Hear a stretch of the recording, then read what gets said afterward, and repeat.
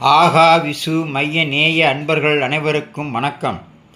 இன்றைய பதிவு நேற்றைய பதிவோட இரண்டாம் பாகம். கடவுள் யானை துரத்தி வந்தபோது எல்லா சிறுவர்களும் ஓடினார்கள்.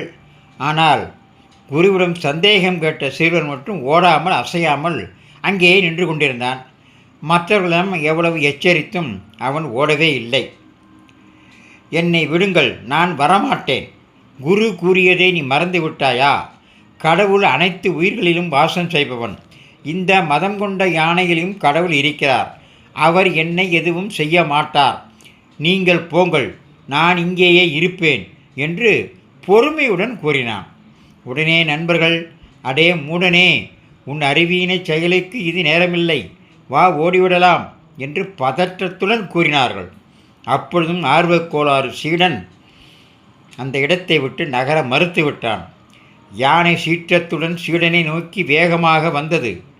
நண்பர்கள் பயந்து ஓடத் தொடங்கினார்கள். நண்பா, வேகமாக ஓடிவிடு, நிற்காதே என்று கூவிக்கொண்டே அவர்கள் ஓடினார்கள். யானை மிக அருகில் வந்துவிட்டது. பாகனோ, பாலகா, நான் கூறுவது உன் செவியில் விடவில்லையா? யானை என் கட்டுப்பாட்டை மீறிவிட்டது, வேகமாக ஓடிவிடு என்று கத்தியதோடு செய்யலும் சீடனை ஓடச் சொன்னான். யார் கூறியும் நமது சீடன் கல் தூண் போல் அசையாமல் நின்றான்.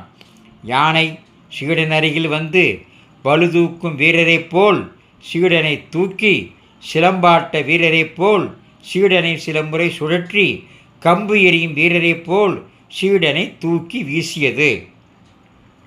மட்டைப்பந்து போட்டியில் எப்படி பந்து எல்லை கோட்டை தாண்டி பறந்து செல்லுமோ அப்படி சீடனும் பறந்து சென்று மாமரக் கிளைகளுக்கு இடையில் சிக்கி கீழே விழுந்தான். அவனது நல்ல நேரம். பலத்த காயங்களுடன் உயிர் தப்பினான். யானை பிளிரிக்கொண்டே வெகு தூரம் சென்று விட்டது. சீடனை யானை தூக்கி வீசியதைக் கண்ட சீடனின் நண்பர்கள் காயங்களுடன் மயங்கியிருந்த அவனை அருகில் இருந்த கிராமத்தில் உள்ள வைத்தியசாலைக்கு விரைவாக அழைத்துச் சென்றனர். பல மூலிகைகளை உடலின் காயங்களுக்கு தடவி வைத்தியர் சீடனுக்கு சிகிச்சை செய்தார். சீடன் வலியை தாங்கிக் கொள்ள முடியாமல் பிதற்றிக்கொண்டே இருந்தான். சீடனின் நண்பர்கள் அவனுடன் நாள் முழுவதும் இருந்தனர்.